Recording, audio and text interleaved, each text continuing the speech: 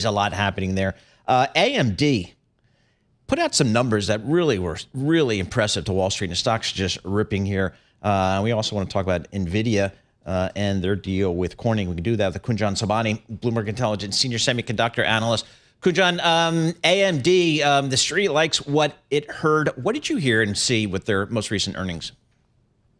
Yeah, the star of the show was really the CPU story. I know for the past whole year, everyone, including media, has just been focused on the GPU. This is where they'll compete with NVIDIA. But over the last 2 quarters, we have been calling out that this is going to be the year of CPU for them, and it did pan out.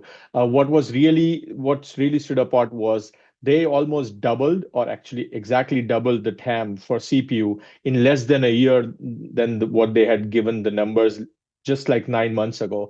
They also doubled the growth rate expectations that comes with this larger TAM, again, in less than a year ago, what they provided. So that is what is going to be really driving the growth for them this year.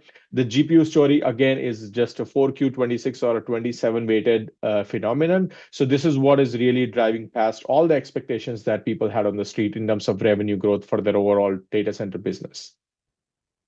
The stock up 17% today, up 95% year to date, and up 325% on a trailing 12-month basis. Just a rip. Market cap $680 billion.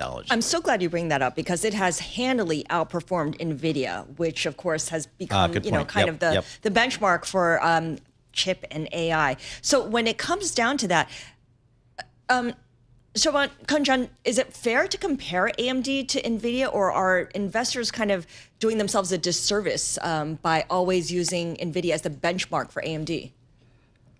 It is fair. I mean, look, that is the only number 2 GPU provider out there, right? So by default, you are going to compare to that. But what I think people were missing for the last 2-3 quarters, where the only focus was towards the GPUs and not towards the CPU, which is really AMD's bread and butter. This is where they have really made their name and competed against the past competitor of Intel, or the incumbent in that space. So we think need to focus on both those areas, especially right now when CPUs are having sort of resurgence in the AI server market. Yeah, but also because of this recent surge in AMD, this outperformance over NVIDIA, the stock is really expensive. You look at the price earnings on a trailing basis, it's 144 times, and then on a forward earnings, a 59 multiple versus NVIDIA's 24 multiple, which, wow, Paul, that looks really, really cheap. Yeah.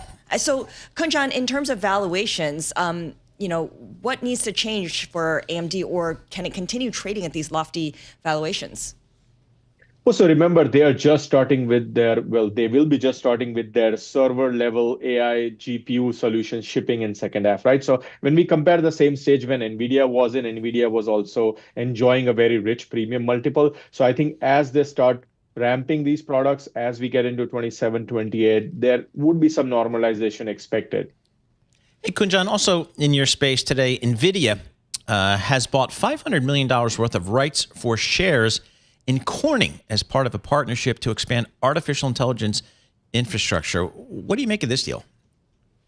Yeah, so this is not surprising. NVIDIA has actually been investing in the optical and the networking component and supply chain stack. They also made investments in Lumentum and Coherent a few months ago. And what is this is when we think about the scale-up networking, this is what you connect all the GPUs together. And this is where the pathway is. The more and more GPUs you can connect together so that they work as a single entity, the better ROI you get, especially when you think about low latency for inference, where most of the spending is going. So what NVIDIA has been doing is really investing in the supply chain stack, in the component provider stack, to make sure they have enough supply, because as we know, that's the biggest bottleneck right now. A few months ago, it was power, right now it's memory, so it could definitely come down to optical components being supply constrained. So NVIDIA is just making investments in the right suppliers that they think they are going to work with, so that they have enough supply as they transition to CPU or optical or silicon photonics starting in 27, 28.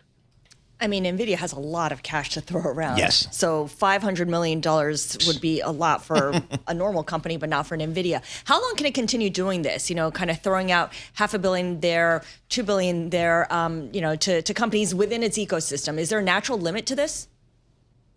There is a theoretical limit, but I don't think they're anywhere close to that. Look, they're generating so much cash, which, they are doing significant amount of buyback, but for a $4 trillion company, I mean, how much of a buyback can you keep doing to really move the needle, right? So this is, we think, a better use of cash, investing sort of in their customers, investing in the ecosystems, and broadening their reach across the ecosystem.